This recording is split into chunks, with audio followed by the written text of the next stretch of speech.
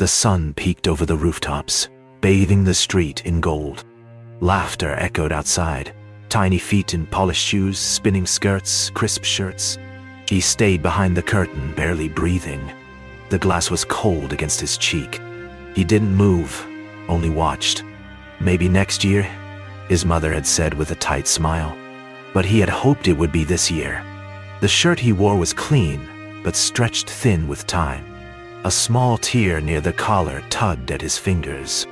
He sat quietly on the mat, toys beside him, still, untouched.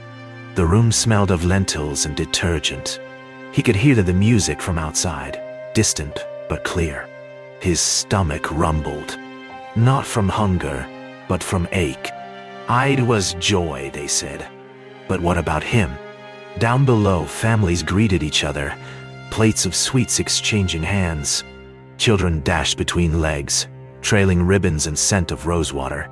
He stayed upstairs, forehead resting on the window pane. The glass fogged under his breath, then cleared, then fogged again. No one looked up, but he didn't stop watching. He needed to see what joy looked like. The couple walked past the building, arms full of Eid parcels. She paused, tugging his sleeve. Look, ya won't fear. Up above, the boy's eyes met hers, just for a second. Then he disappeared behind the curtain like a breath fading in wind. They looked at each other. No words needed. We can start something, she whispered. Kindness often begins with nothing but a glance. The living room was small, but full of purpose.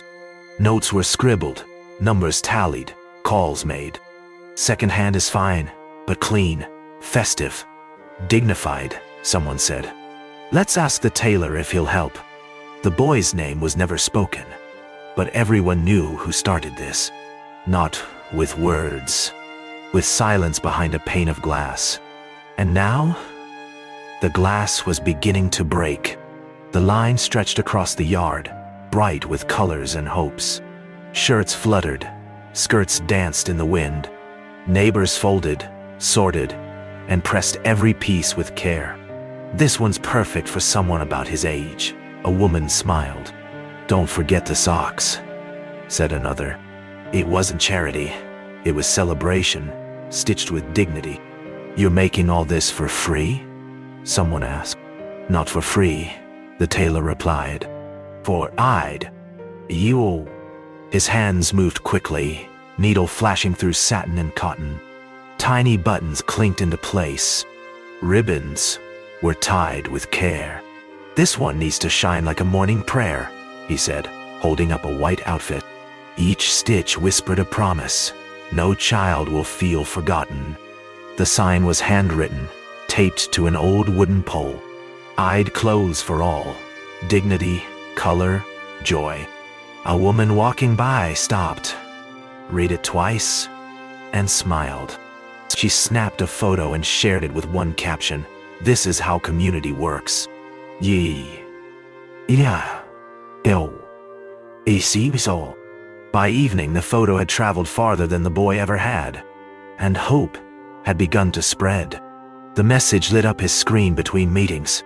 He paused, scrolling, thumb frozen on the image of the handwritten poster. A boy watched Eid from a window, it said. He leaned back, staring at the words for a long moment, then picked up the phone. Get me the organizers. We'll cover every child and more. Some people give in silence.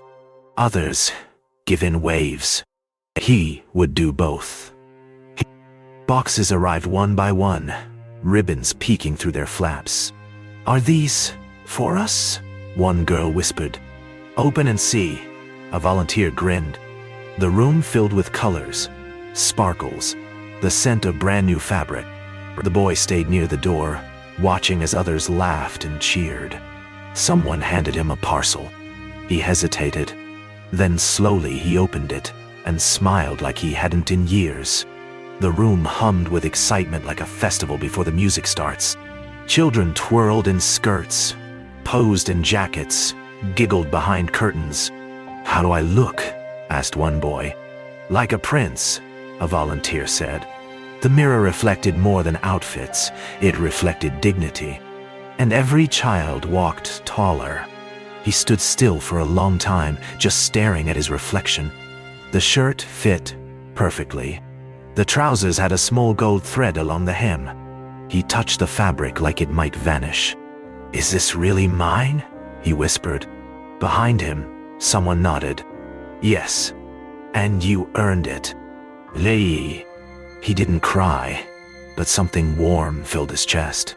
This was his first Eid as someone seen. The courtyard echoed with new laughter.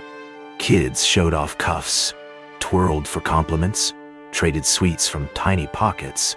"We all match," one girl cheered. "You look like a movie star," another said. No one was left out. No one looked away. And the boy who once hid behind the curtain now stood in the middle. He smiled, and the world smiled back. This time, he opened the door himself. His steps were steady, his chin lifted, not in pride but peace. The other children waited at the corner, hands waving. "Come on, you're late." He ran to them, clothes fluttering, shoes tapping joy into the street. And the window he once wept behind stayed closed, for he no longer needed it. "Let's make next year even bigger," said a volunteer. The boy nodded, folding a small shirt carefully. "This one would fit someone just like I was," he said softly. The room smelled of fresh laundry and hope. It wasn't about clothes anymore. It was about memory, dignity, and love. And he was ready to give back what he'd once prayed for. Balloons lined the ceiling and the smell of sweets filled the room. He moved through the crowd, handing out small gift bags tied with ribbon. "Happy Eid," he called, his voice bright as the decorations. One girl hugged her bag like a treasure. This wasn't just a party, it was a promise kept. A boy who once watched from a window now stood in the heart of celebration. The banner fluttered in the breeze, Eid for all. Children stood in rows, clothes shining like spring flowers. Flash, click, dot. The camera captured more than outfits, it captured victory. "Who's that in the center?" asked a reporter. "He started it," someone whispered. But the boy said nothing. He just smiled. He folded the outfit carefully, smoothing every crease. It wasn't worn out, but he wanted someone else to wear it next year. He placed it into a small box marked "Save for Next." His mother watched from the doorway, eyes shining with quiet pride. "You were always generous," she said. "I just needed something to give," he replied. The wall was full. Names, notes, sizes, colors. "We have enough for another group," said one organizer. "Then let's keep going," he smiled. Every child mattered. Every name on that wall meant someone was seen. He touched a paper that read simply, "Anonymous," for the boy at the window. Danger. He didn't know who wrote it. He didn't need to. The sun dipped low, painting the rooftops in gold. Children ran through the street, laughter echoing off the walls. He walked behind them, not rushed, not watching, but belonging. The same path he once feared to take barefoot, he now crossed with peace. No curtain, no glass, no distance between him and joy. This Eid, and all the ones to come, would carry his story in every stitch.